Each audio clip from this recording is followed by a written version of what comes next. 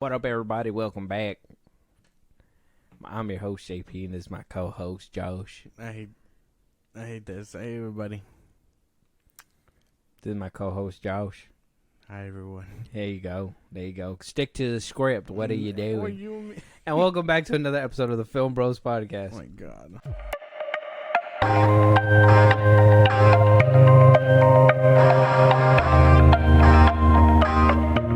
With the Flash coming out this week, all right, Josh, you being as hyped as you can be, and, I can't, I don't blame you. I don't blame you. Everybody's hyped about this movie. I've been hearing left and right, everything that I keep hearing bad about the movie is just CGI. Everything else seems to be okay, where some people could be harsher. We've read some reviews where, I think it was Screen Rant that gave it like a 2. Yeah. We're hearing that it's not the worst movie, but it's not the best movie either. It's whatever. And some weird news came out a few days ago. Basically, somebody from Brazil posted a picture of a contract, or maybe not a contract, but maybe like a packet, basically saying that you are not allowed to talk negatively about this movie because of the fact that it's not a finished version that they're watching. So, we've been getting a lot of fan screenings.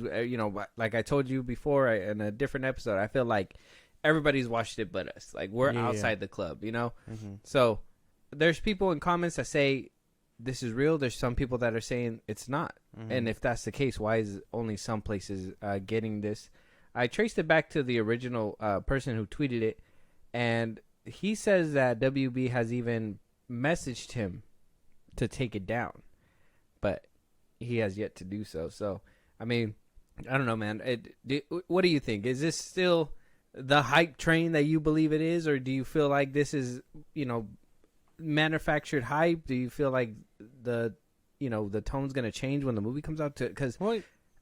And one more thing to take into factor real quick is the projections keep dropping. At first, it was 130 to 140 million. Now it's like 100 to 110 million, and then it dropped. Now I believe right now, currently at the time of recording this, it's projected to make like about 70 to 75 million, maybe 80. Damn. Yeah, no. This movie it's not doing hot, especially after all those leaks. Oh boy. Yeah, that's true. All the leaks are out now. My hype for it has honestly dwindled. You know what I mean? I'm not saying I saw any of those leaks. I just know they leaked. But, the way the internet reacts, I understand it is probably negative. This doesn't help. Granted, it probably came out when they seen it, however long ago. I don't think it's a recent thing. But telling people to be like, oh, yeah, I saw it, but you can't say anything bad about it is kind of fucked up. Because while it is not finished, you should have shown them something that they can still call bad. Because you can hate something and it not be finished. You can hate the concept and ideas. You can be like, well, I didn't really like this. But then you're like, well, basically it not being finished means you can't be too harsh on it. But you can still dislike it. You know what I mean? Yeah, and the thing is like, like how you said, you get the main story, VFX or whatever. Can they easily just be like, oh, it's gonna look better. You just gotta understand that it's just underdeveloped. Yeah, like it's gonna look better the day of. But it's hard to think that this is a copy that they've been playing. You know what I mean? Like nobody's seen the final cut. Apparently, nobody's seen the final cut. Apparently, the only people that seen the final cut were the actual like reviewers, supposedly, and that's why all this shit started leaking out. But why would any of these people who do reviews, like those actual like top tier, the ones that go on like Rotten Tomato critics and shit like that, like why would they take pictures and post them online? If that's the case, then that means that people who are doing leaks are seeing the full film already and posting them online. So regardless, this contract is not because maybe this contract is from like earlier screenings or some shit like that, and it's barely maybe making its rounds to see the light of day.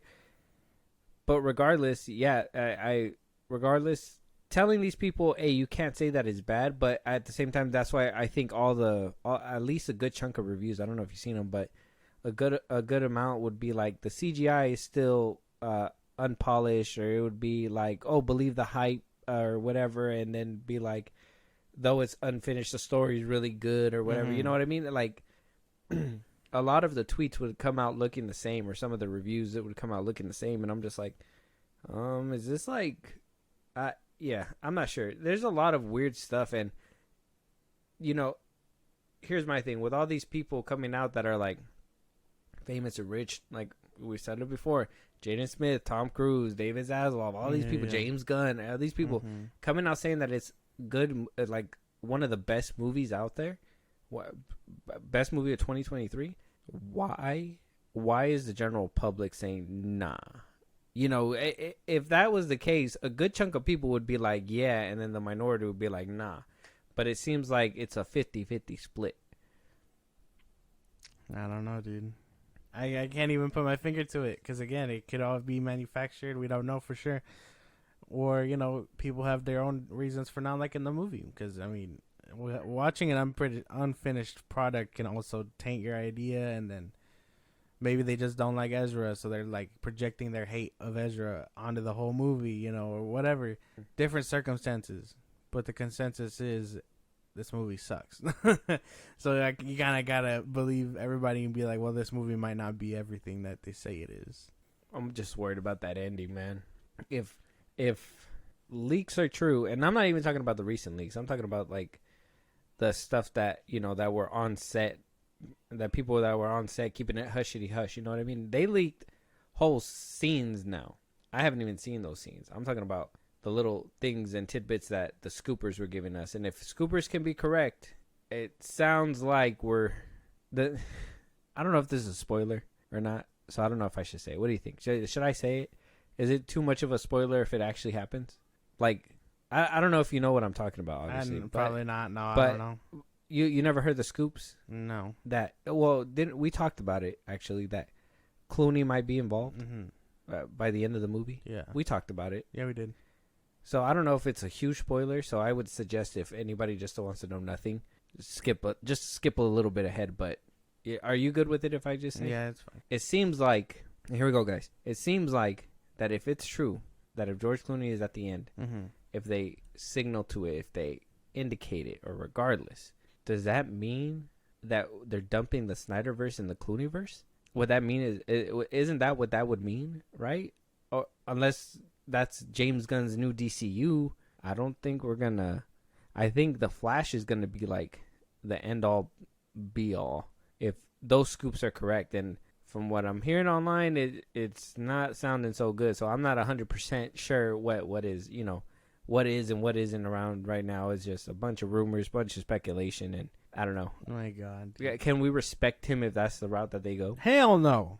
I as much as I have expectations for this movie to be good, I am telling you, man, I'm gonna be so upset. Like unfathomably upset. You know what I mean? Like, I would feel so robbed if I see Clooney at the end of this fucking movie and they're just like, oh, everything happened here, Because, oh man, I'd feel so robbed. If at the end of the movie I'm as quiet as, quiet as all hell, I had a bad experience. Because it's not even like a mind-blown quiet. Because when we came out of Spider-Verse, I was talking nonstop about it. If I'm if I'm so, quiet, you'll know I'm fucking angry. Because that'll disappoint me for real.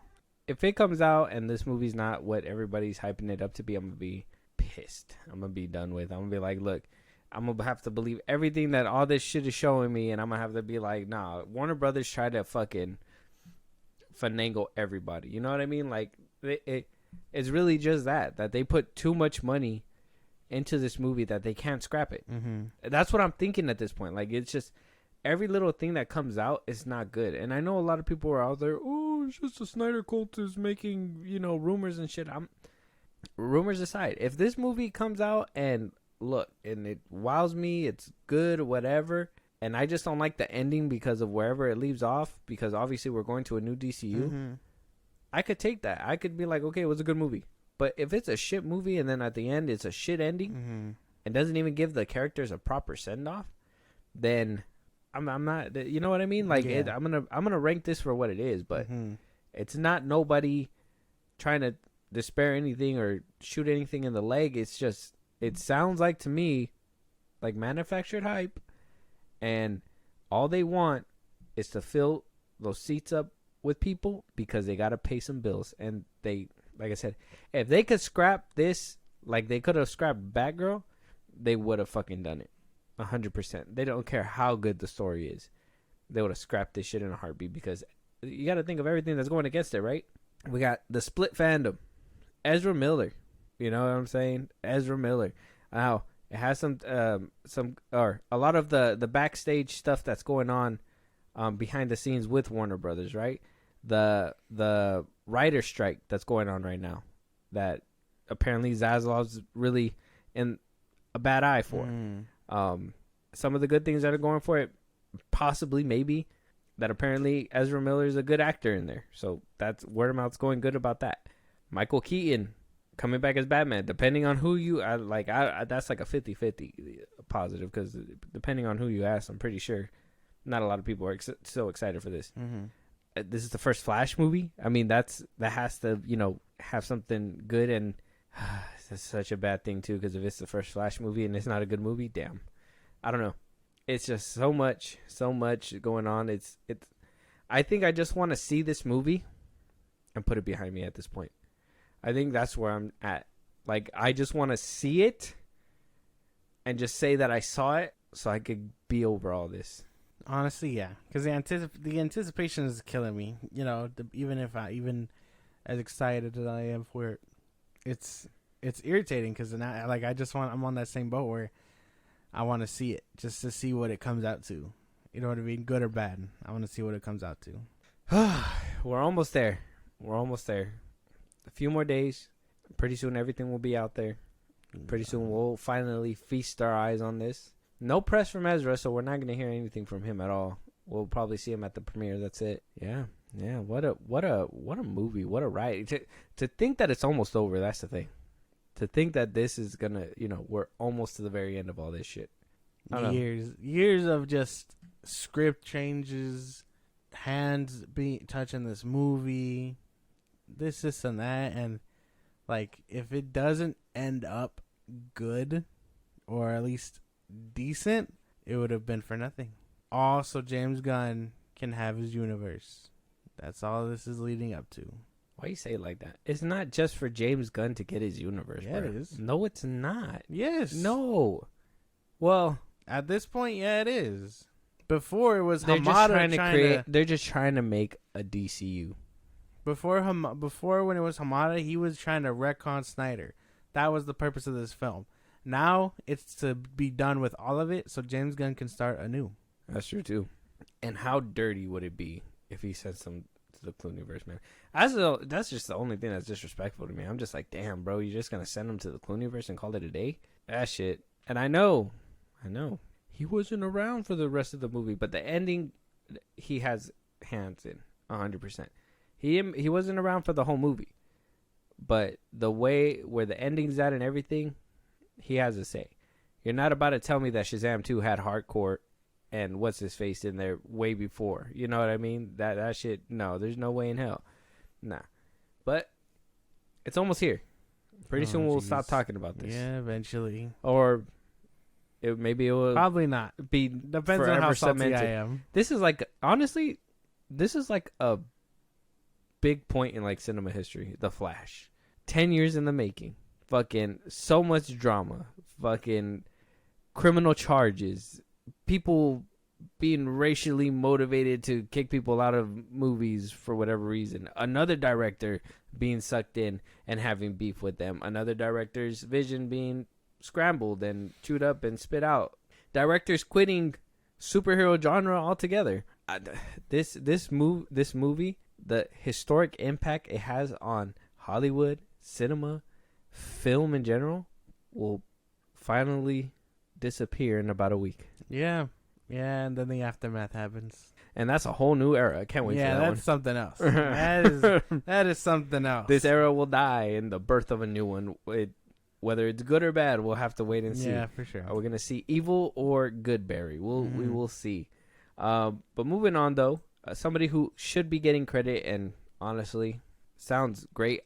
I'm not sure 100%, but I'm gonna take your word on it, and I'm gonna tell you what Jenna Ortega says because she speaks on being a producer for season 2. I didn't see Wednesday. Yeah. You have. Mm-hmm. We're gonna talk about this next topic in a second, but she's been basically coming out talking about mental health and what she has to do to have become a producer. The challenges that she needs to put up with as being an actor versus a director. Yeah. And it seems like this past week that passed by, a few actors came out and spoke about it. I think we have a topic later on about Arnold Schwarzenegger, who tried to speak his mind to a director and basically got shut down because they're just actors. You know what I mean? Yeah. And so here's Jenna Ortega. She basically she was on a Variety interview and basically said that becoming a producer is a natural progression. She said, with a character like Wednesday, who is so beloved, I didn't want to get her wrong. So I tried to have as many conversations as possible with the writers. We decided what works and what doesn't.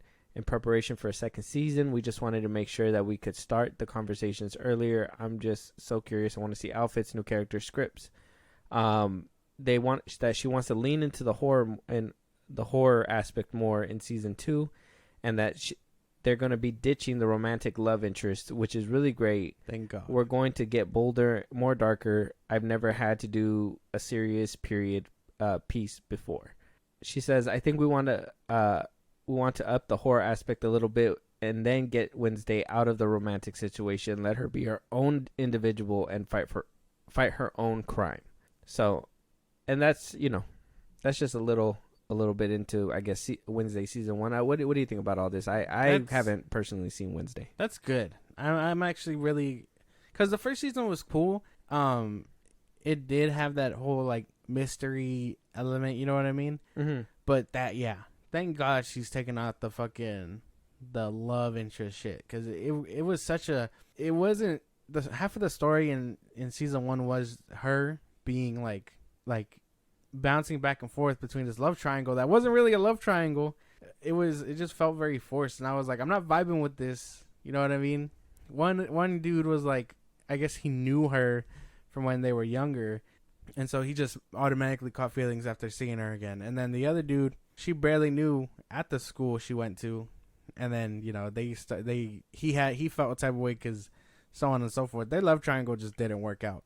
So I'm glad they're just scrapping that idea altogether. And then I'm like, the fact that she wants to dive into more of that horror side and whatnot for season 2 is great, because I think it needed more of it in season 1. I always thought the Addams Family was like a horror comedy type thing. Well, yeah, it usually is. You know what I mean? It plays on that whole like taking the concept and just kind of flipping it on its head for a very abnormal family. But yeah, that would be fun, because season 1 was funny and it had its moments, but in the end, it was kind of just what all the stuff that she mentions she wants more of and takes out would have helped season 1. Okay, all right. I see you. She even goes as far to say on the round table with the Hollywood Reporter, saying that she's had experience in TV where she felt her voice wasn't heard, that she felt like she was just a puppet. You wouldn't know because you're not a writer. Just shut up and do your job. She says that since she was 12, she was hearing things like that, and so she went into Wednesday a little hesitant, but was fortunate to be working with someone like Tim Burton. And I guess pulled her in with the trailer, and I guess it pulled her in with the trailer and the sound voices that they had ready to go. So sounds like she found a good spot to be in. Now, it's true though, and this is something that maybe she just didn't understand, or maybe she just didn't get at the time. Not everybody aspires to be a producer. You know what I mean? Some actors are just like, hey, I'm gonna read what's on the line, and some of them do improv and bring something new and better to the table. Like it varies on actor to actor. Yeah. If you're a 12-year-old trying to give ideas, you're obviously gonna get dismissed because you're 12 years old. You know what I mean? Like, I'm not, and because it plays into like the whole mental health thing. She's gonna talk about it right now too. And, she's going to talk about how it kind of takes a toll on her with, like, social media and stuff, as well as the pressures as, business. But to me, something like this, letting it get under your skin, knowing damn well that you are the puppet. I don't know who, I think we talked about it the other day, but somebody, like, expressed it really well. Like, your job as an actor. Oh, Michael Shannon. He's explained it perfectly. Yeah. He literally said, your job is to convey whatever is on the paper in the best way possible for the director. That is your job. You know what I mean? If the writer wrote it like this and the director says to deliver it like this, that is your job and that's what you're supposed to do. Now, some people do have, their own ideas, and everybody has their own ideas. There's so many ideas in this world that, you could literally implode with all the ideas that people have. But not everybody's idea is amazing. You know what I mean? Yeah. Everybody thinks that their idea is amazing, but not everybody's idea is amazing. So there's going to be times where you're going to get shut down. And especially if you're a younger person, barely coming up in Hollywood, there's going to be times where they're going to be like, nah, just do your job. You know what I mean? And that shouldn't be taken personal. I think that would be like, obviously, if you're in that position, you're going to take it personally. But at the same time, you got to think, at the end of the day, it's business. They're just, trying to do what's better for the show. It's crazy because in the concept of like Wednesday and stuff, she did a lot of that though. A lot of the writing she fixed and like was like on Tim Burton's ass to be like, nah, this doesn't work. Like let me like spice this bitch up, and like so she had a good part in like spicing up the show, which I think worked for the better. Because again, when it worked, and when it didn't, you can tell it was kind of just a mixed bag of whatever the writers were cooking up. Because Netflix writers and their fucking love triangles. Mm-hmm. So like you can tell she had a big part in Wednesday coming out the way it did, which was probably better than the first thing she read. But becoming a producer is a little different. Because yeah, a lot of your stuff, like you said, a lot of the actor stuff is gonna be shut down because it's just like shut up and read the paper. Like what do you know about having ideas? Yeah. And like when she was younger, she worked for Disney, so you can imagine what Disney's writers would be like. You know what I mean? Like, just shut up, kid. Read the rules. Like, read the lines, and we'll worry about your character. You know what I mean? Like, that's like the best way to put it. And then she was on you, and I don't know if she had any pushback there, but you can really tell. Yeah, I see what she says, what she's saying. Yeah, and I'm not saying that she probably didn't contribute good ideas and stuff like that, but it's, to me, at the end of the day, it sounds like an issue that she's making for herself because she wants that producer role. Like I said, not every actor wants to do that, Some people just come in, read their lines, improvise if they got to improvise, and sometimes the director takes different takes and goes with the best one and goes about their day. But it's always good to bring something new and good and fresh to the table as an actor. Bring some of your own ideas to bring to the performance. But at the same time, there's a fine line, between actor and what producer and whatever's happening. So once you become a producer and once you've shown that you had that initiative and that nudge and that drive, then, it's a different story. Now, if you have producer credits and you're still being neglected, that's a different story. You know what I mean? But if you're just an actor who's barely coming up, you know what I'm saying? Like, it shouldn't be too big of a deal, in my opinion. But I don't know. Everybody's story is different, but here's her talking about the whole mental health situation. This is the same thing on that round table with the Hollywood Reporter. I'm going to be myself, and I'm going to be vulnerable because I want people to be able to watch movies and also get to know the people behind the camera and feel like they're attainable or realize that, people should never be put on a pedestal. Like, nobody is more special than another because of what they do. I've been exposed to the world in a sense, and they see your vulnerability and twist it in a way that you don't always expect. So it's just like it's so strange. Sorry, I don't mean to do this. I didn't even feel like I was going to do this, but it is like it's like such a hard thing to balance because it's how do you be honest without jeopardizing your own health and safety, and which is why it's so important, I think, for people to get off the phone. Interesting. What do you think? I'm not sure, because this is in context to that whole like producer stuff, right? Yeah. And like I can understand that, like you want to be as authentic as you can on and off the camera. You know what I mean? Because that kind of sets your voice in the whole stew that is Hollywood. You know what I mean? Mm-hmm. So I can get that, but at the same time, there's also a time and place for that. Like you don't have to be you portraying a character. You just have to be that character. You know what I mean? Mm-hmm. I think that's probably the difference between half of these movie stars and then other actors. Like some people are just, we've said it before, but some people are just the Falcon, Captain America, this and that, and other people are The Rock, and so on and so forth. You know what I mean? So that's kind of, I think that's where I see this line she's trying to draw. Well, the thing is that when you're an actor, not every role that you're going to take is going to go with your morals, right? Not align with what you want every single time. Yeah. If you want work, you know what I mean? Mm-hmm. Sometimes you got to play that bad guy. But what are you trying to do? Jim Carrey and Kick-Ass And too. this is kind of like what I forgot who said it. We talked about it a few pods ago, but when they say like, social media is what's ruining like movie stars and stuff like that, you know what I mean? Because a lot of people see a lot of on social media and stuff like that, right? Yeah. What do you want to be?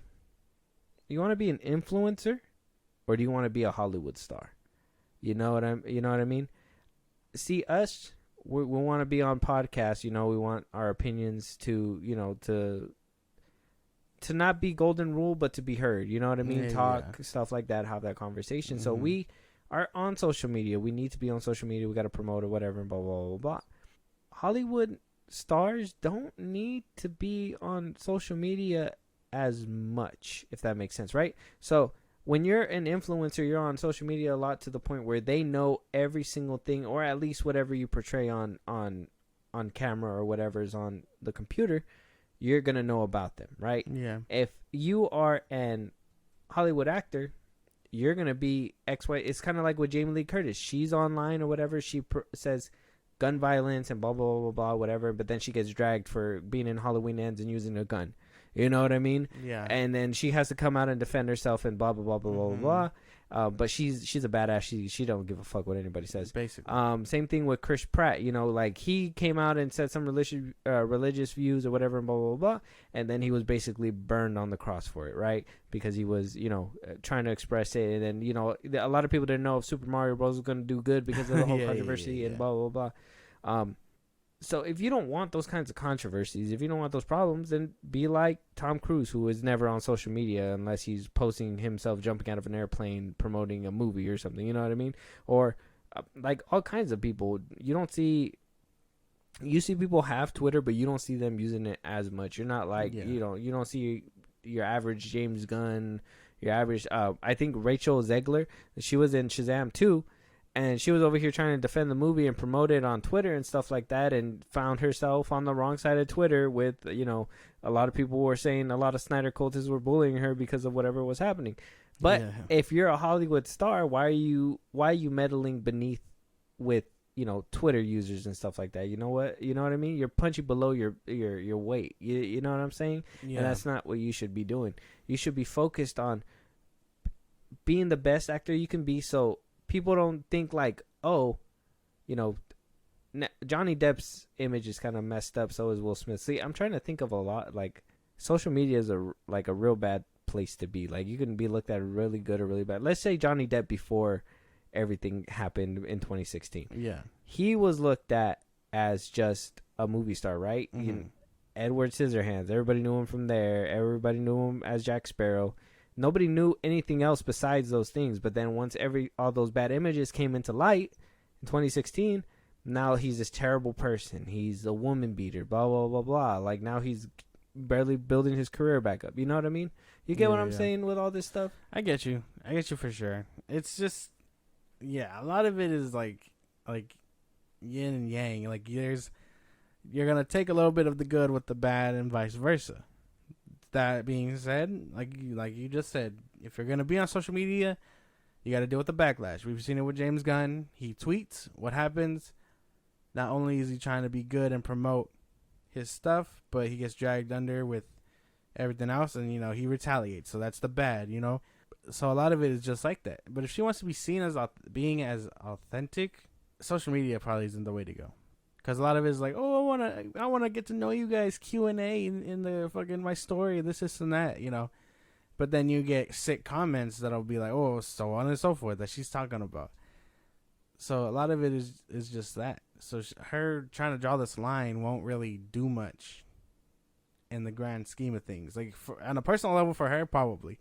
But in the grammar scheme of things, including fans and then Hollywood, it's not really going to do much. Yeah, and people in the internet are assholes too. Come on, you gotta think that too. If you're gonna be on the internet, what do they always say? Like, if you're gonna post something, don't look at the comments. You know what I mean? I know constructive criticism is great, but a lot of the people on the internet, they're it's not constructive. Yeah, they're just like, damn, this is ass, yeah. And then no reason as to they'll take this like emotional scene that's in a movie that you're probably crying and look ugly and then fucking turn you into a fucking meme. You know what I mean? Like that's how the internet works. So if you're on the internet, you should know exactly what's gonna happen. The people that don't have drama are the ones that aren't on social media. The ones that aren't dealing with all that shit is the people that just stay in their lane, act when they need to act. Stay below the radar, and that's it. Exactly. You never see Henry Cavill on social media, and then the one time he gets on social media to promote Superman, it fucking ruins him. It makes him look bad. You see what I'm saying? Basically, social media is just a terrible place. Stay away from it. Moving on, though, our next topic, our boy, the producer for Across the Spider-Verse, Chris Miller, decided to comment on superhero fatigue, letting us know if it exists or not. Now, we've discussed this before, and it's a common thing. And I ask people, and some people say, "No, I'm not tired of superhero movies." They say some movies are trash and they don't want to watch them, but some people say that they're not sick of them. But then some people say, "Yeah, it's just superhero stuff." Yeah. It's just, over and over, boom, boom, boom, whatever, blah, blah, blah. And so Chris Miller basically comes into the ring, and the way he says his POV, he says, "I don't believe it's a superhero fatigue. I believe it's a movie that feels like a movie I've seen a dozen times before fatigue. If you're using the same story structure and the same style and the same tone and the same vibe as movies and shows that have come before, it doesn't matter what genre it is, you're going to be boring to people." Exactly. I mean, that's the best way to put it. That's what we've been saying. Like, that's the consensus. It isn't superheroes. It's the way the stories are being told. Like, I don't want to see another MCU thing. I don't want this formula of like hero gets powers randomly. Now he's stuck in the shit. So now he has to fight the bad guy to get unstuck in the shit.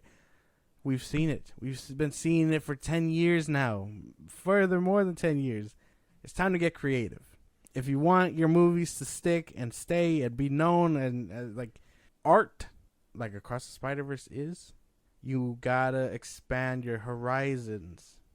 And the MCU, as someone put it on Twitter, this isn't my thing, but I'm a borrow it from them. They are conveyor belt movies. They are MCU movies? Yes, they are manufactured. They are wrapped in a bow, stamped approved, MCU approved, shipped for audiences to enjoy or hate. They've kind of been getting hate, so, but they are just zip zap zap, boom, zip zap zap, boom. Like there's no heart in them anymore. There probably never was, depending on where you stand. They just gotta get better. No, I think a lot of people agree that it was there at a certain point. I think a lot of people agree. I think a lot of people agree that Marvel movies didn't really start feeling that way until after Endgame. It dipped in quality. I'm not gonna lie about that. And yeah, and he said it kind of like the same way Anthony Russo said it on the one podcast we covered with Zack Snyder, right? Where he basically said, if you keep feeding people vanilla, like they'll be fine with it at first, but you keep feeding them vanilla more and more and more, eventually they're going to spit it right back into your face, right? And that's basically how things are. And the MCU, though I will say they have not been feeding us over and over the same flavor, they've been serving us the same thing. You know what I mean? Yeah. Like it's just wrapped up different. They're thinking that they're slick. They're adding sprinkles. It's basically Taco Bell, right? They're like, oh, today we're having a regular taco, and then the next day it's like, oh, it's a Crunchwrap now. But isn't it the same ingredients that a taco was in? You know what I mean? At first, you kind of just go around in circles, and then eventually you're like, nope, I'm eating the same thing over and over again. One day, this one probably has a little bit of beans. Maybe it has a little bit of rice. But at the end of the day, it's still chorro at the end of the day. Jesus. You know what I'm saying? So, superhero fatigue is not a thing. Because we just watched Across the Spider-Verse, and we just recorded our review. So, go check that out. Make sure notifications are on for when that arrives. But we wound up watching it. And I'll tell you right now, it's not the superhero genre that I'm upset with. It's just the fact that Marvel hasn't been doing it right. And to be fair, DC hasn't been doing it right either. So I haven't been able to get my superhero fixed. The boys have been out of commission. Haven't been able to get my superhero fixed there. So it's like there is superhero shows and movies that are out there that are good. It's just that, are they good? Are they made by some people that care about these characters and want an actual arc and see them go through things and struggle and blah blah blah blah, or are they what are they called? Conveyor belt movies. Yeah, I don't like that word. I like to say made by committee, as in like executives brainstorm like, nah, man, these are factory manufactured films. There's no heart. It's just robots assigned to make a movie. AI is real.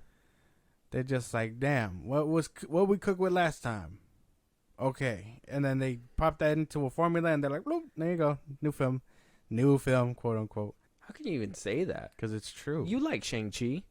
Shang-Chi was alright. You thought that was a conveyor belt movie? Yes. As good as it was, yeah. But you still enjoyed it? Yeah, it had a lot of good action scenes. Eternals? I liked Eternals. Eternals, to me, was like a breath of fresh air. I really liked that one. That one was not one of them. Are you excited for Secret Invasion? That's coming out? Yes, I know. I'm like 50-50 on it. It's coming out next Wednesday. So, and I didn't even know that it was that close. I barely noticed it when they wound up putting out that little promo. The little promo thing where I think they showed the first 5 minutes. I didn't even watch that.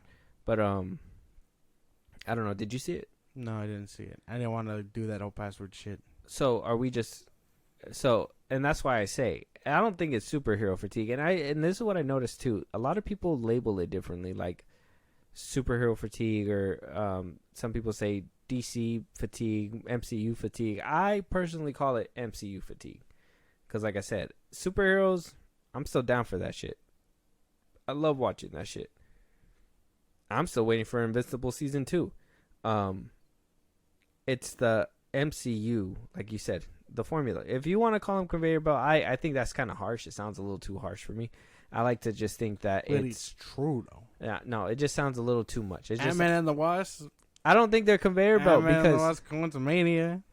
I like saying committee because it sounds like, like, oh, we just got to make this goal, and so we put our heads together and just try to figure out what's the best direction to go. I don't like to think that it's just.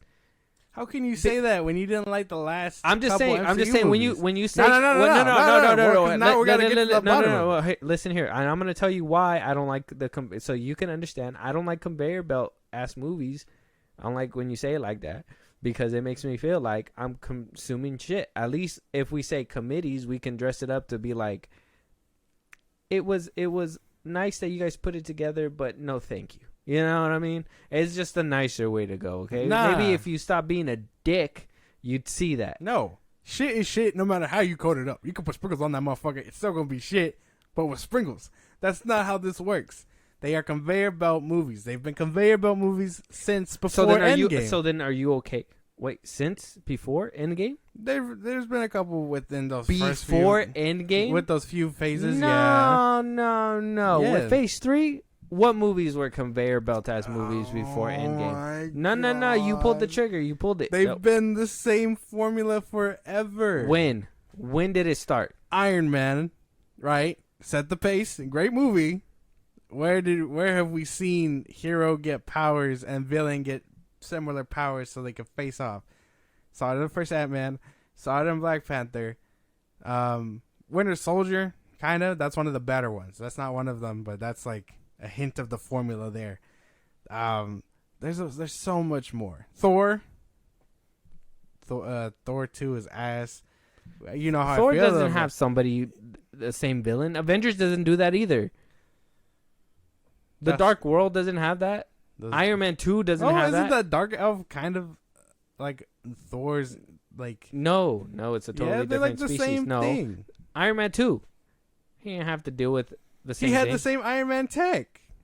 He just dressed it up, and then in the end, he came out in an Iron Man. To be suit. fair, Iron Man was the glue, and is still the glue to hold everything together. So everybody goes for Iron Man tech. And mostly everything has something Tony Stark related in their movie. It's yeah, just but that man looked like Iron Man at the end of that movie. If he was different, So where did it start? It started there with Iron Man. The first Iron Man, the blueprint. You need. Granted, to stop. he did it. You need best to stop. No, because he was the blueprint. No. Yeah. No. See, nah. I'm onto something. No, That's why you're shutting me down. I'm gonna let you. I'm gonna let you talk. Go ahead. I'm telling you because that's what I mean. It's just pumping out the same formula. What happened with Captain Marvel? Happened with Ant-Man. Happened with Black Panther. Like the formula is there. If you're blind to it, then okay, but it's there. I can say the same thing about a director who uses his own formula, like Christopher Nolan, or who else? Steven Spielberg, all these people. Zack Snyder, you can say that he has a certain formula for his movies. That doesn't make it manufactured. It's just what they put to season the topping. When you have a meat or whatever, you use your favorite seasoning, right? You like Lowry's. You like the Lowry seasoning. Mm-hmm. I see you sprinkle that bitch on everything. You don't change it up. You don't be like, you know what, this thing. No, I do. Yes, but what is the topper that you put on top on everything? Lowry's, right? One seasoning to rule them all because you know that it tastes good. One director using their formula and actually switching it up is different than what the MCU was doing because they're just making the same shit, slapping a different hero's name on it and sending it out. It is different. He was not Zack Snyder's Man of Steel at a certain is point, not equal to his 300. Their formulas, that formula and that formula are two different things. Same man cooking. Different recipes, though. You're telling me that the tone, the layout, mostly. I'm not saying the plot and everything. Obviously, the plot has to be different and different protagonists and stuff like that. But you're telling me that he doesn't do certain things that he does with other movies. Same thing with Michael Bay. Same thing with Michael Bay. His sucker punch and his 300, sure, but he cooks differently. You're telling me that Man of Steel doesn't remind you of like Sucker Punch and all them? No, not really. That's bro. That's oh my god. See, and that's why people when like you give us a bad name. It's different when a director is cooking with different things. The MCU is a company that uses and abuses these directors to pump out the same shit. At one point, that wasn't the case though. They were actually pumping out different unique stuff. It wasn't. The unique. problem was it was unique, and it was too unique because a lot of people are now finding the first set of movies nice now. I think a lot of people universally liked Iron Man. I think it was half and half with the first Thor. Now people are coming back and being like, well, this was the one that he acted more like Thor and was full of life and blah blah blah blah. There was more heart. I'm not saying that at one point that they turned into these manufactured movies that you're saying, but at one point they were actually really good. And for you to discredit them, but quiet. I let you talk. Now you shut up. Now, for you to discredit all this work and be like, no, they're all the same. They're all the same. No, they're not all the same. You can't do that. You can't do that. You gotta be conscientious. They were really good when the formula was fresh. Now it's not fresh, and you're able to pick apart that formula. So and I can go back and look at that. Do you like Iron Man? What? Do you like Iron Man 2? Yeah. You go back to watch it? Sometimes. So it was a good movie, right? It was a decent watch, yeah. So it couldn't have been a formula. Because the ones that you feel like you can see the formula the most, you don't watch it. But if they mask up the formula, you're fine with it. Well, that's not really true because it's a personal preference. Whether I decide to consume shit is my preference. Like, that's, you know what I mean? Like, if I decide to watch Morbius, that's just my preference. You have a point there. Think about it like that, though, because like you said, say I decide to watch Iron Man 2. Iron Man 2 being my favorite, I can acknowledge Iron Man 1 and Iron Man 2 are almost very similar, but I prefer Iron Man's story in Iron Man 2. But the formula is still there. I'm going to acknowledge it's there, but I'm still going to enjoy it. Some of these aren't like that anymore. It's not a formula if it's different. It's not a formula if it's different. They still make it different. Yeah, How? like I said, Iron Man and they Ironmonger put a seasoning on it same- is something different. Started it Their and it was signature seasoning, groundbreaking. their signature seasoning Iron to Man top 2. off what originally a director puts out that is already delicious and good looking, and they're just like, hey, we're just gonna sprinkle this on top to make it taste that much better. What's the problem? Doctor Strange, in his last movie that you said you didn't like, fights himself and Wanda, who is essentially another sorceress. Okay, I'm not arguing with you, but Formula those there. No. Black Panther, You're bringing up, Killmonger versus... you're bringing up the bad movies. I'm talking about where did it go wrong, and you're saying all the way to the front. I can acknowledge when they started tasting like formula, and that's after Guardians of the Galaxy Volume 2, and I think I said this in a previous podcast. If you guys haven't checked it out, go ahead and check it out. But that's where I felt like everything changed. But how dare you? How dare you disrespect the beginning of the MCU? You're dirty. It was You're shit. groundbreaking for its time, but I can acknowledge that, yeah, the formula that was once great has gotten stale, and they don't understand that it's stale, so they're going to keep these conveyor belt movies coming together. So, I get what you're saying. But at the end of the day, You just don't like the way I worded it. They were great in the beginning. Right? Yes. There you go. So when they went wrong is when. If it wasn't still before, it wasn't. Well, if you want to say It's that it was still a before formula. Endgame. If you think it's around Volume 2, it's still before Endgame. It's probably around the time Black Panther came out. The first one. Maybe a little bit before. Depends on what you look at with the timetable. But yeah. When did that one come out? Phase 2? No. I think right around Guardians. Right after Civil War. The first Guardians? Second Guardians. Okay. Agree to disagree. But, yeah. Superhero fatigue, MCU fatigue, DCU fatigue, DC fatigue, whatever. Whatever you want to call it. Yeah. I don't know if you guys feel that, but I hope you're not disrespectful like this motherfucker right over here. I swear to God, bro. What? What are you, squeezing out a poo? No.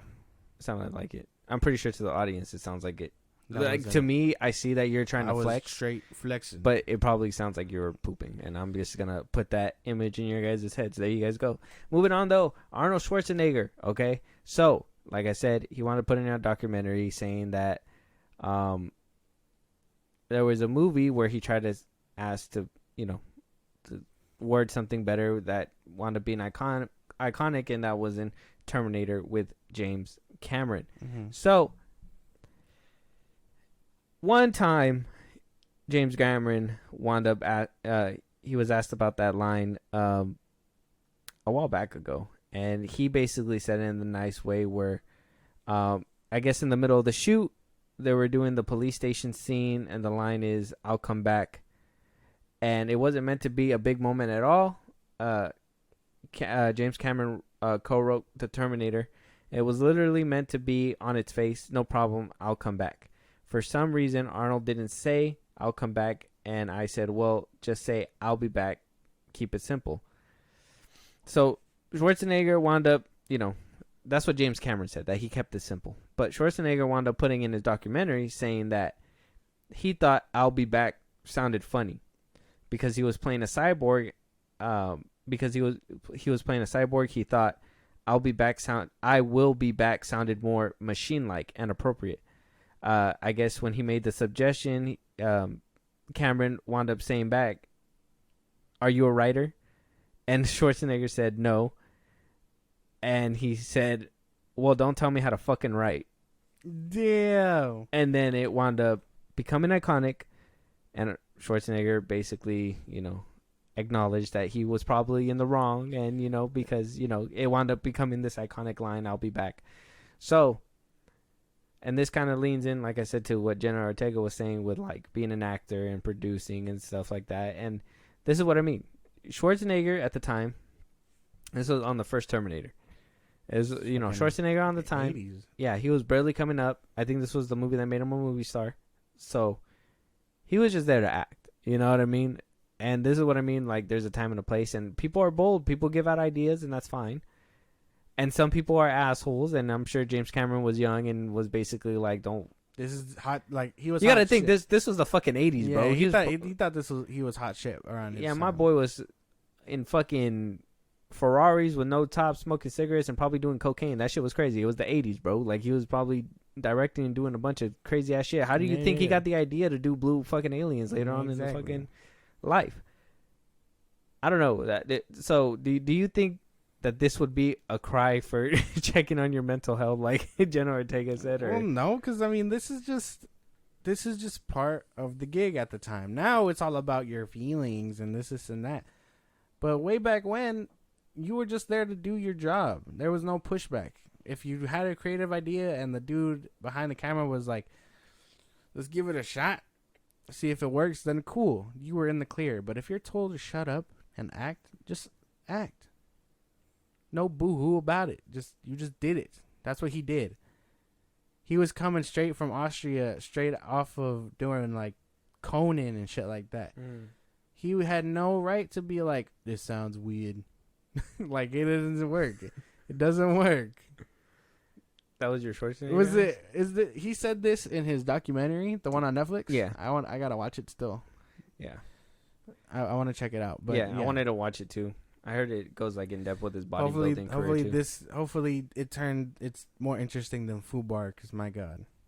Fubar. Oh, did you watch it or no? Off that trailer, I'm not that interested in Arnold like that. no? Yeah, In his career, that's the Terminator, man. And his career afterward I don't feel as involved like Stallone. At least with Stallone and where he took Tulsa King, I can enjoy that more than Fubar. I it's worth a watch. I'll probably give it a gander, but I don't know how excited I am for his TV show. But yeah, make sure you don't talk back to your directors. But somebody who is trying to holler at the CEO at DC Studios, and that's Stephen Amell, basically getting honest with the new direction of the DCU. Says that it's confusing people. So he basically says this. I don't know. When asked if he's excited about the new direction that DC Studios will be heading, he says, "I don't know, man. I don't know. Those guys, the DCU, they need to decide if they think that they're better than television or if they want to participate, because I get mixed messages, which to me just signals that, I don't know. You guys do your own thing. We do our own thing. I wish everyone nothing but the best. I want nothing more than amazing movies, but right now they need us a lot more than we need them. I am a custodian for Oliver Queen, and Grant Gustin is a custodian for Barry Allen. In the same way that, look, I don't think anyone's asking Tom Welling how he feels about who's going to play the new Superman now. I get the proximity and stuff like that, but there will be another Oliver Queen. There will, and it'll be a new and cool and exciting, and however much the internet hates it is probably a direct indication as to how good it's going to be. You've got to remember that these people aren't picked at random. Very, very smart people think long and hard about how they're going to go about this, and I'm sure that whoever they pick, if in fact they do, maybe they don't care about the character, I don't know. They'll do amazing. They'll do an amazing job. What do you think? That's fair. That's a fair way to put it. Because, yeah, I don't know what it is. Their rights with TV are so funky, dude. Because, like, even back to, like, taking it back to, like, the 2000s. Like, there was a reason why in cartoons you couldn't have Nightwing and Robin in 2 different shows. You Mhm. know what I mean? So like now it's a lot of I don't know if it's cleared up or not, but because of TV rights and all that, it makes it hard to do what you want. Like they almost established their own Justice League on the TV shows, but they didn't have a Batman. You know what I mean? They didn't even have Superman. They had Supergirl. That's what I always wondered. Well, and I told you before in a different episode, we streaming kind of blurred that fine line between movie and TV. Now we see actors do TV shows, but only like limited series and stuff like that. You'll never see them, not one of them, caught dead in like a CW show, unless it's like Ezra Miller or something who does everything for no fucking reason. But Man, that was a cool Easter egg. Don't even. I'm not gonna shit on it, but Yeah. he's always just down, bro. Yeah. You should be down. They're just like, oh, Ezra, hey. And he's like, yeah, I'm fucking down. But you should be down. You're probably right. But there was a bad stigma at one point where it was like, you can't be on television. Mm-hmm. If you're a movie star, you're a movie star. You know, at one point, that's what the rumor mill was saying when Henry Cavill left The Witcher, that, you know, not only was it going in a bad direction, but his agent also said it's a bad look to be on TV if you're making a movie. You know what I mean? But nowadays, streaming, they take these, they call them long format movies. You know what I mean? 6-hour movies, 1-hour episodes. You know what I mean? Like, it's just a new wave. But they're not gonna, but they won't dare bring somebody like Stephen Amell or Grant Gustin into the movie scene, which is crazy, because why is Ezra able to, you know, in a way, why are they able to date down but they can't date up? You know what I'm saying? Like they can bring somebody like Ezra Miller down there, but you can't bring somebody like Grant Gustin up there. You know what I'm saying? Yeah, no. And it's tough because I'm sure they've had their fill, you know what I mean, of DC stuff. I don't imagine Grant ever coming back to the Flash unless they're like cameo in Superman and Lois or whatever. But like I don't see it happening. So for them, if they're willing to pass on the torches, then cool. Let someone else do it. But yeah, it wouldn't make much sense for them to move up. And I don't even think James Gunn would have that discussion. Yeah, and let's be fair. You know what? I haven't seen Arrow, so I can't speak on Amell, but can we say that Grant Gustin is movie material? Like, I know a lot of people were calling to make him the DCU Flash, but can he really do it? He can act. He actually has really good like acting chops. You know what I mean? I'm not sure if they're polished because none of the actors, you know, really polished. I've only ever seen him as the Flash, so I don't know what he can do outside of Barry. But like, he can act. Like when a heartfelt scene needed him to like cry and actually bring down like the toning and stuff, he did it.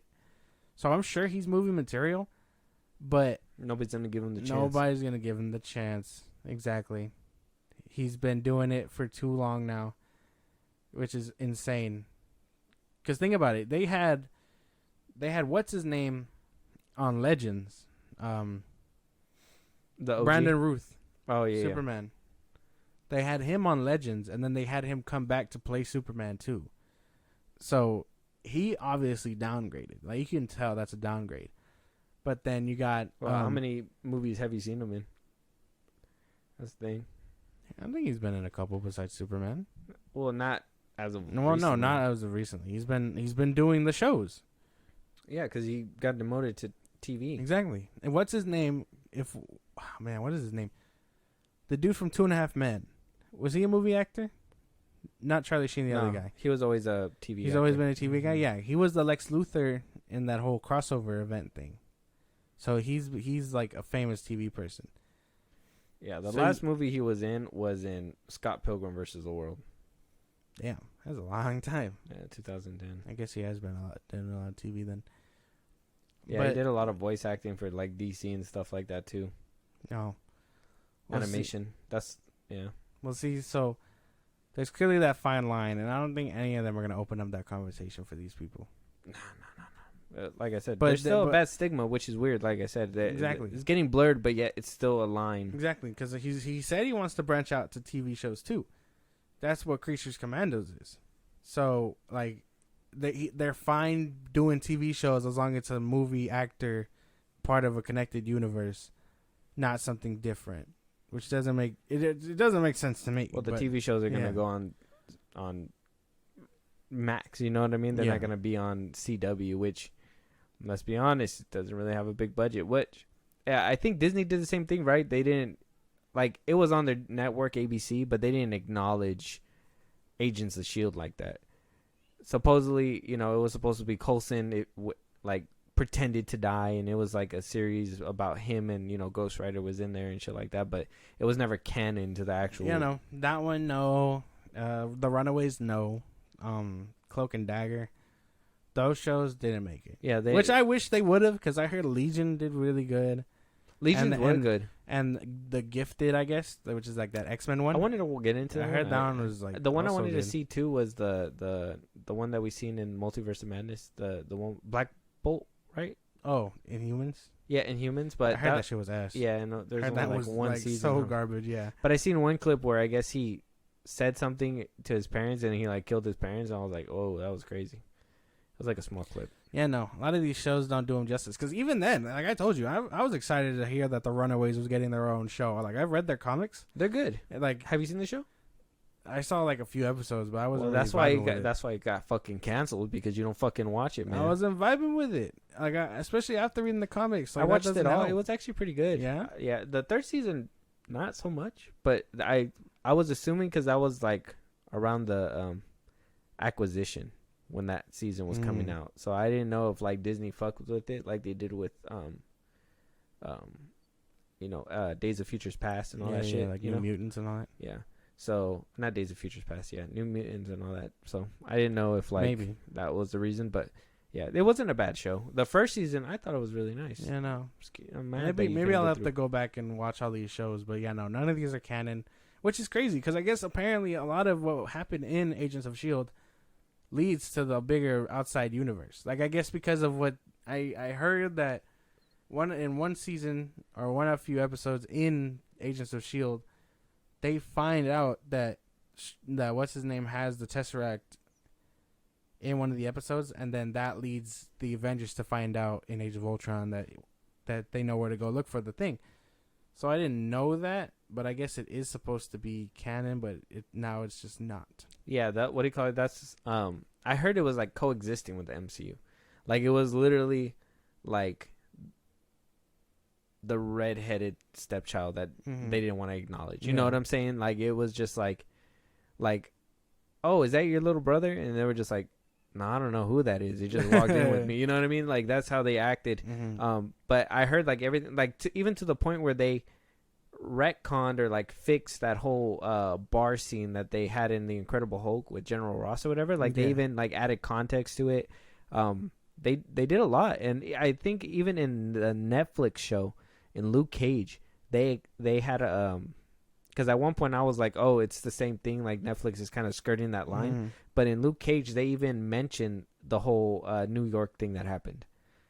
So it was like, yeah, and I thought they name drop Captain America and all that too. Exactly. So I was assuming that it's the same thing. Like, they those your kids, and it was just like, you know what I mean? Like, that ain't mine. No. So they just chose to not acknowledge any of these shows, which is crazy. Yeah. So being a TV show and movie DC's different though, because they made it a big thing. So but I would think they would. I would think though, if they're gonna explore the multiverse, they should be doing that though. At least bringing the TV show people up on there.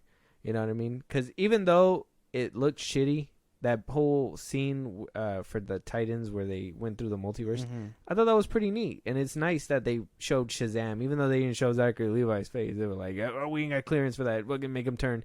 Like, they showed him, you know what I mean? And I thought that was very smart for them to do. It actually makes it feel like DC's connected. Like, they ain't afraid to look at those little projects, you know what I mean? Yeah, that's what they did with that whole Crisis. I told you they brought in Titans, they brought in the Doom Patrol, and hell, they went back to that old ass Robin from what's his name? I just thought about it. Maybe it's different too because it was on Max. The last season was on Max. It wasn't on CW. Oh, maybe, I don't know, but yeah. So I'm sure they'll acknowledge it. Maybe in the Flash movie they show that sort of thing. You know what I mean? Mm-hmm. So we'll have to wait and see for that one. Yeah, but yeah. I mean, I think he's right. They definitely need them more than they need, you know.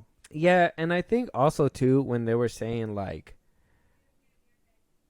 when they say if they want to participate in mixed messages and which to me just signals that I don't know, you guys do your own thing. I don't know if like he also meant when he said that, I don't know if he meant like hearing mixed messages. Like I know a lot of people say too, you know, that the CW did it right with the multiverse and stuff like that, right? Like a lot of people, though the CGI is trash and the acting might be a little abysmal sometimes, like they did the whole multiverse thing right. A lot of people say the CW did it right. Yeah. Whereas the DCU is gonna dip into this right now, you know what I mean, and basically, you know, copy. And like, is that, I don't know, did you pick that up from what he was saying or no? Like, do you think that they should be copying what they do with the CW show, or should they be making their own lane and doing their own thing? Not copy, but they should at least acknowledge that, hey, this thing happened. You know what I mean? Because even like what they do with the MCU, you know what I mean? Where they're like, oh, everything is connected and it's that blue wavy tree or whatnot. Like they should mention something saying like, oh, their thing is here and we're here. And, you know, we coexist in a different multiverse plane or whatever. But they should acknowledge them to a certain extent. For them not to would be kind of disrespectful, I think. Yeah. Because they, I mean, not to sound bitter, but at the same time, not to dig at my own universe, but they kind of established a lot more with their stuff than we got in our movies. You know what I mean? Yeah. So it's weird. Hey, man. He didn't even get a fucking chance to do it, okay? He didn't get it. I'm not saying that. I'm not saying any of that. No, I'm just saying, like, I know. you know what I mean? Before all that argument starts, but that's just something I think. Don't get me started. It's something to consider. But one thing that I did want to bring up now, Hayden Christensen and Diego Luna wound up having a little talk on Variety. It's very nice. If you haven't seen it, it's on YouTube. I've seen a few clips of it. He talks about him that I guess his daughter knows that he's Darth Vader, but he has yet to show her Darth Vader or any Star Wars project at all. And he basically says that he's been reluctant and dragging his feet to introducing his daughter to the character Darth Vader. She's seen him and knows about him, but hasn't seen the movies. He says that there's disturbing scenes in the movie, that she's 8 now. I don't know if I can wait much longer. I know I've been dragging my feet a little bit, but she knows that I'm in Star Wars and that I played this character, but she's never seen it yet. I'm getting to that. I'm trying to figure out the best sort of point of entry. There are some disturbing scenes I'm reluctant for her to see at this age. Look, man, I'd be reluctant to show my daughter if I killed a bunch of kids too. But, yeah, you know, basically, as a father, I just say you should just like a Band-Aid and just tell her it's fake. But, I mean, I don't know. I know you're not a father. I know you don't have kids and stuff. But do you think showing the prequel trilogies to young kids and, you know, him keeping it away from his daughter, like, do you think that really does something? Or do you think, not like, really. it should be taken like, oh, no, it's just sci-fi, like Darth Vader? No, it should be taken like fake and fictional. You know what I mean? Star Wars is meant to be a thing that anyone at any age can enjoy for the most part, if you can understand it. But to want to withhold that and be like, okay, no, because of disturbing scenes, like, that sounds dumb. You know what I mean? It's not like it's a horror movie. You know what I mean? You're not showing her Halloween Kills and so on and so forth. You're showing her Star Wars. Just be like, hey, yeah, I did it, you know, but it's not real and whatnot and so forth. If she's 8, she'll grasp that completely, I imagine, you know? So I think him tiptoeing is just, I don't know what it could be, but I don't think he should be tiptoeing it. Nah. I mean, everybody to each his own. I'm not going to tell anybody how to, you know, do the thing, but I just thought it was a little funny little piece of the of that portion, but because he does go on and, you know, talk about how his relatability went on when it came to falling to the dark side. And, you know, a lot of people really bullied him off the internet when he was coming up and, you know, playing Anakin Skywalker back in, obviously, Attack of the Clones and Revenge of the Sith, calling him whiny, saying, you know, that he was very one-note kind of character or whatever. You know what I mean? Like, he was very, like, same tone throughout the whole movie. Like, didn't really show that much acting chops, blah, blah, blah. Like, a lot of people really dragged his character for some reason. Now he's finding the love that he deserves, and that's why, you know, he's on Variety and came back to have the chance to reprise his role as Darth Vader and Anakin and Obi-Wan Kenobi. But he does break down the way he saw it, and he says that he thinks that they understood I think we understood what Anakin was going through and why he was making some choices that weren't the best, and the circumstances surrounding his life. So it was very understandable fall to the dark side, but it humanized him and made him a real person, and almost somewhat of a pathetic person in a lot of ways. And you feel for Darth Vader now in different ways too, because it's this man trapped in this life that perhaps he didn't really want. And that's honestly, as a prequel fan, me myself, who's seen it since the very beginning and fell in love with it, because honestly I grew up with these movies. Like, if you ask me which are the three that I know the first three by heart, by hand. The original trilogy, I know them too because they're older movies, but I would know Attack of the Clones, Revenge of the Sith, and The Phantom Menace before those original. And a lot of people said that, you know, he was whiny and stuff like that, like I told you. And that was just me saying, like, well, if he's whiny, he's a relatable character. You know what I mean? If you can see these emotions and, you know, the way that he's portraying, yeah, he's very flat toned and stuff like that, but later on as Darth Vader, that's who he is as well. Yeah. You know, even like, you're not going to see him behind the mask like, oh, yeah, whatever, you know what I mean? Doing all this crazy shit. No, he was always like that. And I really like that they brought a little bit more funness to his character throughout the Clone Wars series and gave him a lot more, you know, backstory. Like, I like what they brought to the table with him as well. But at the same time, him being this serious guy in the times that he needs to, but then seeing him in Attack of the Clones where, you know, even though the CGI is bad, you know, he was having a fun time, smiling, doing all that stuff. It translates that well, and it humanizes him. So finding the love that it finally deserves sits right in my heart now. That's a fair way to put it.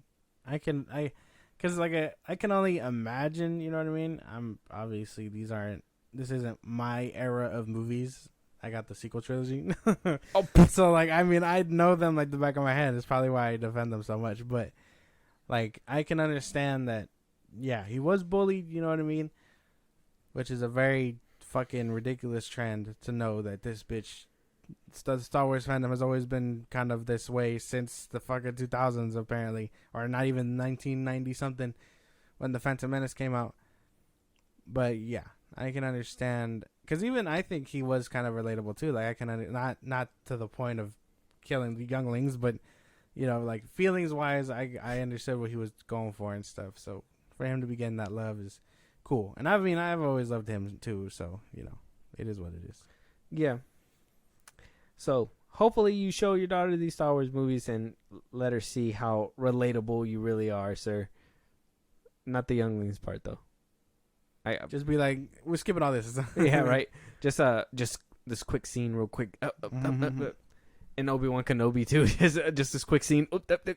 Just keep going, because that one they actually showed him stabbing the little girl. Huh? I think so. Yeah, yeah, something like that. Damn, savages. We're hitting our last couple of topics here, Josh. But you know, one of them that I wanted to bring up was. Yeah, well, they're both going to be pretty action-packed. One of them is going to be a new take on what Empire Magazine calls a 007 Mission Impossible type movie, just with Gal Gadot, called Heart of Stone. We wound up getting a little snippet about it. She wound up coming out on a podcast basically saying that she grew up watching Bond and Mission Born, and she wanted to create a really strong female-driven action movie for... that is for everybody, not a male story that's been done many times. Okay. Saying that she doesn't like it to be compared to 007 or Mission Impossible. Saying that she's doing something completely new and terrific. Now, all that's great and good, and you know, Sign me up. I'm with it. I'm with it. But Netflix is fucking making it, bro. So I mean, Sign me up anyway. yeah. Sign me up anyway. You haven't even I'll seen take Gal my- Gadot like that, man. I'll take my chances. Sign me up anyway. You haven't even seen Red Notice still. Get off my ass, yeah. No, I just get all the way off my back about this one. But yeah, no, I don't care. Sign me up. I am fine. I am A-okay with this. Well, let's watch a little snippet. It's here on YouTube. It's called Heart of Stone. Does it give a release date? I don't know yet. We'll have to wait and okay. see after watching it. That you would have seen it already. No. All right, hit play. You know what you signed up for. No friends. No relationships. What we do is too important.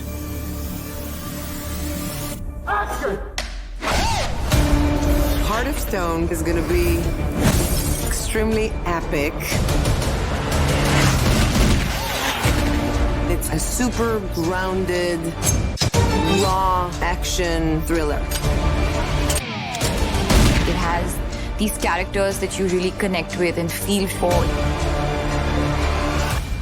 Target approaching. Take it I'm no longer compromised. There's so much going on, and it's so big scale. We really wanted to make sure we keep it realistic so people can feel the pain. Rachel Stone lives off the adrenaline. She's addicted to it.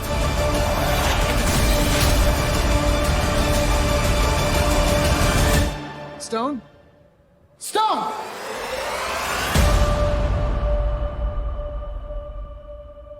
$2023. No release Damn, date. just this year. Damn it. Probably. Netflix. Netflix. Probably in the winter time. Oh, I vibe with that. August 11th. Oh, well, shit. That's like right around the fucking corner. Yeah. August 11th. I want it now. Give it to me. I Yeah, vibe you with know this. what? You know what? I take it back. Netflix does okay with action movies because, like I said, Extraction. I'm excited for part 2. The first one was actually really well done. A lot of action movies that Netflix produces are actually pretty decent. Maybe because it's more grounded. Like I know you did. You said you didn't watch Underground 6, but I would say that one was actually a pretty decent one too. Maybe. It's all about the director, I guess. Yeah. That's Yeah. a good way to And put it. I think the problem is that Netflix let too many directors get up in here. Then it's kind of like, well, which one can we say is good and which one's not? You know? Nah, man. You gotta let all of them try, and if they make it, they make it. And if they don't, they don't. Yeah. Yeah, but you don't want to have to like wonder. Like you don't want people to come into your home and be like, I wonder if I should watch this movie, because I feel like I catch myself with Netflix doing that a lot, where I'm like, don't I want to watch this movie? Is it worth my time? Like, am I gonna regret watching it? You know what I mean? Like when you go into it, you want like HBO Max. When I go in there and I'm like, oh, I'm gonna look for a movie, I can be like, yeah, I'm in good hands here. You know what I mean? Like, regardless, even if it's not that great, at least there's some production value behind it. You know? But then when it comes down to like some Netflix stuff, it's like, eesh, why you do? Damn. Why they do that? You know what I mean? Maybe. I don't know. But that one looks cool. I'm down with that. The Gal Gadot one. You could get jiggy with this. Indeed. Yeah. Indubitably. Yeah. All right. One last one though. I want to see if you can get jiggy with this. Expendables 4. We got a new trailer. They just get older and older. And they don't. Oh, you haven't seen the other ones? No. You don't watch them? I have not. I thought you said you like Stallone. I do. He's just too old. I just haven't seen them in action movies like that. I hear the first ones are all right, I guess, but I don't know. Maybe it's just me, but I haven't seen them. If you're looking for like good action, like A-Team type shit, these movies are pretty. The third one is kind of iffy, but Mel Gibson's villain in that one is pretty unhinged, and I like them. I gotta watch them. But this one kind of comes off of a weird hiatus. They like the third one was supposed to be the last one, so this is gonna be like the fourth. You know how like Toy Story made their fourth, and a lot of movies just are like, hey, let's make a fourth part. Matrix made a fourth. Yeah. So this could go down that route where it's like a cash grab Unnecessary. and it's probably that, that redheaded stepchild nobody wants to look at and it's just like, that one's with you. Shame. A real shame. But we'll see. I heard Megan Fox is in this one too, so Yeah. maybe it'll pique some kind of interest in you wanting to check out the franchise. Okay. Let's fly, baby! Bring it!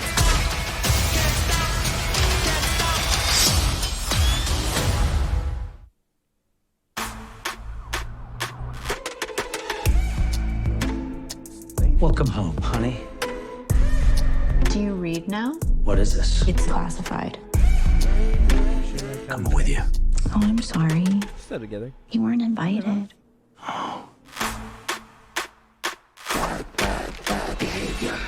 Nothing can stop me, I can't get enough. Playing with danger is bad behavior. Bad behavior. They call it bad behavior. Hey, why are you here? I got this situation where I need your help. I need bad friends. Was I'm the new guy? Is that sniper? Don't worry about it. I got a prescription scope. Well, Hawkeyes, remember this face. Don't shoot it by accident. Terrorists have taken possession of nuclear missiles on a cargo ship off the coast. If these babies go off, it'll be World War III. Take cover! To choose this life over friends, over family. It's time to get loud. Let's fly, baby! Come on, bring it!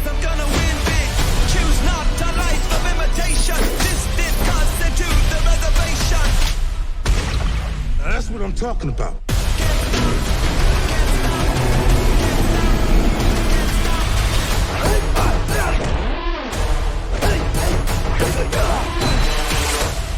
Is that the biggest one you've got? Oh, it's way bigger than that.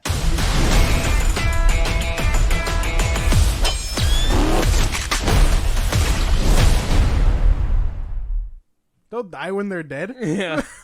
Did you see that? Yeah. That's been their slogan forever. They'll die when they're dead. That's funny. It's because they're so old that they just refuse to stop exploding things. I don't know. They look kind of cool. The action look decent. This doesn't look like something you'd be like, cinema. This looks like something you could turn your brain off and enjoy. Yeah. You ever you seen any other Expendables trailers? You've No. heard of them, Yes. but you never seen like trailers or anything like Nah. that. So, for me, I mean, it's because it has a lot of the older, especially like the first three. They have a lot of the older action stars. Like Jet Li was in one of them as well too. And I was just like, if you've seen like, have you ever seen that movie War? Probably not, huh? Jet Li was in that one. There was another one too where like he has like a necklace on. I forgot what that one was called, but yeah, it has a lot of older action stars. So maybe, and this was kind of like, I wanted to see something too because I was like, does the younger crowd even appreciate like these kind of movies because of the action stars and stuff? Mm-hmm. And it just seems like you don't. And so big fuck you to that. But to be honest, I like Jason Statham. And I almost called him Arnold. Stallone. Okay. But just never was like, these movies. I don't even care if I sound salty about this shit either. This is some bullshit. I feel insulted because you don't watch these movies, or at least have some sort of knowledge to the first one. This guy. Do you know the lore? No, I don't. Do you know how fucking Homeboy came back from the dead, and how they got their slogan? That didn't even. I know That didn't even make any sense. You didn't give me a name. You said, "What's his name?" And I'm just like, "Well, that doesn't give me a picture." Are we talking about Statham? Or are we talking I'm just about, trying to spice it up. I don't know how to talking spice about up. Stallone. This is some bullshit. I don't know know. anything about these guys. You're not having me out by not giving me a name.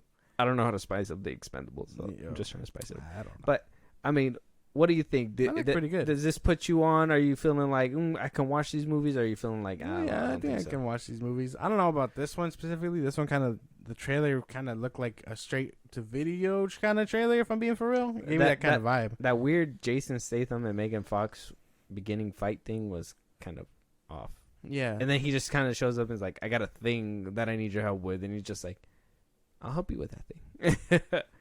And if Say it's less. if it's that easy to leave Megan Fox at home, well, you guys. What do you mean? It looked like he took it with him.